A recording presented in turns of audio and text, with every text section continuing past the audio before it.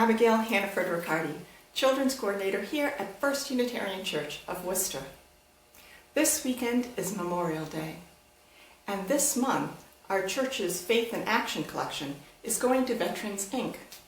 Today I have a story that relates to that, and this story originated right here at First Unitarian Church of Worcester. It's an indigo story. Indigo starts with I, like insist on a fair and peaceful world. Or to use the adult language for our sixth principle, the goal of a world community with peace, justice, and liberty for all. Let's hear our story. Here is our indigo underlay, and it's that unique shape, kind of like the shape of our church. I wonder what important stories come from fairness and peace, and what kind of stories have come from us. This is one story. Every living thing has needs. To live, a plant like these roses needs air or carbon dioxide from the air, needs water and nutrients from the soil, needs sunlight and room to grow. To live, animals need oxygen from the air to breathe, and food and water to drink. They need time to rest and space to move around in.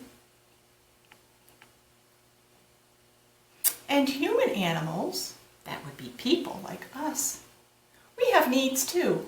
All people need air to breathe. All people need food and water to drink. All people need to move their bodies.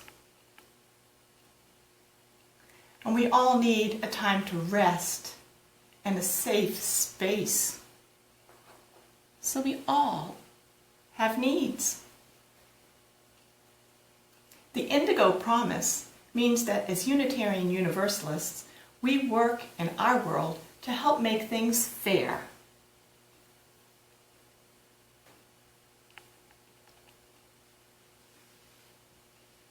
When things are fair, everyone has a way to get what they need. Being peaceful means that we don't keep others from getting what they need, that we don't act unfairly. We live in harmony while we share love and care with others. But sometimes life is not fair. Because life isn't fair, and it isn't always easy, everybody has times when they need help.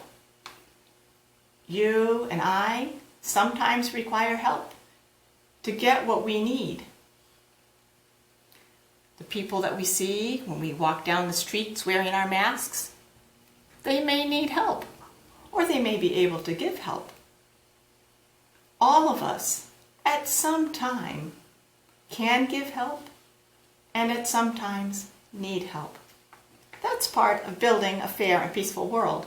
Now, one Sunday, not that long ago, some families stayed after church to help because help was needed. These might be families that you know.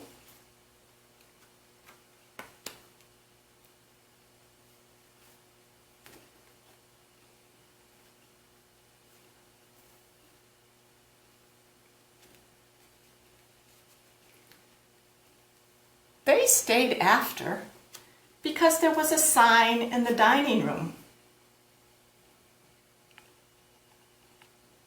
It said that the veteran shelter, which is right around the corner from our church, needed personal care kits for veterans. Veterans are people who have given help when they were needed.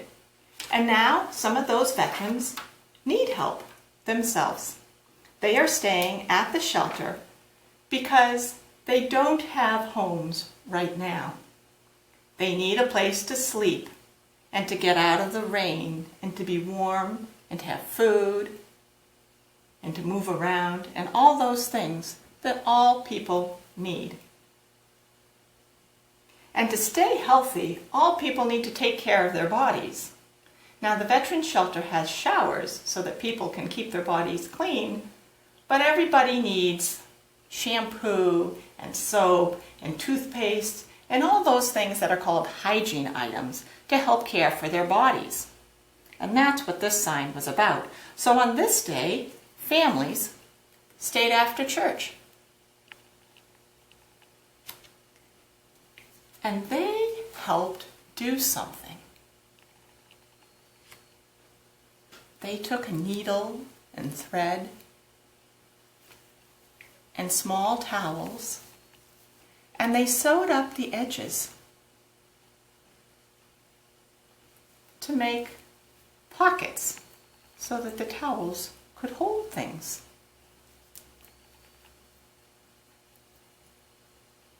But that wasn't the end. Because then, after they did that, and the next few weeks, people from church brought in items. They brought in toothpaste. They brought in toothbrushes. They brought in shampoos and lotions and conditioners. They brought in soaps, maybe shaving creams, all kinds of personal care items. And when we had collected a whole bunch of them, then on another day, people stayed after church. And this time, they took those towels and they filled them with items that people at the Veterans Shelter would need to take care of their bodies. And when that was done, they rolled them up and they tied them up. And when we had a whole bunch of these personal care kits, we walked down the street and delivered them to the Veterans Shelter.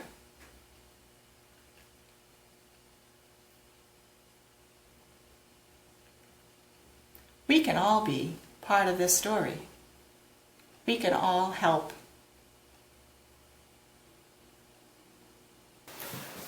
And now we have some time for some wondering questions. So I wonder if any part of the story was familiar to you.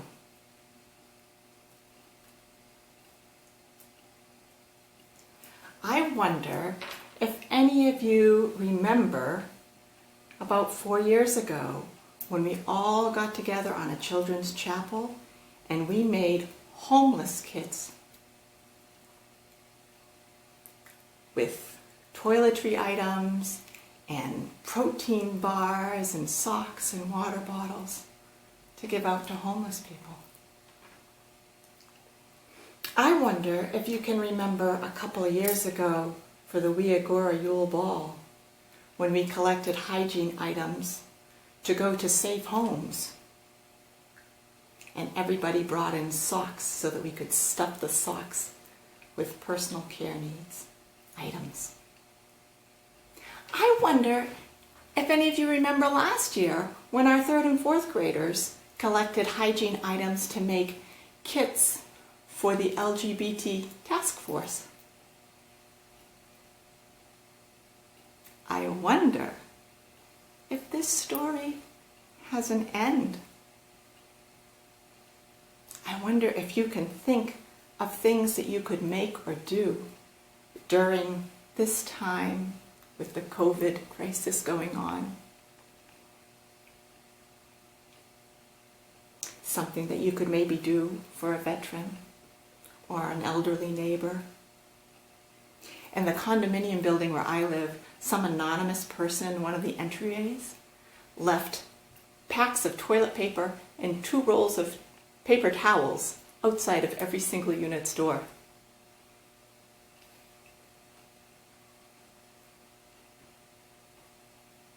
So, what do you think? Does this story have an end? See you next time.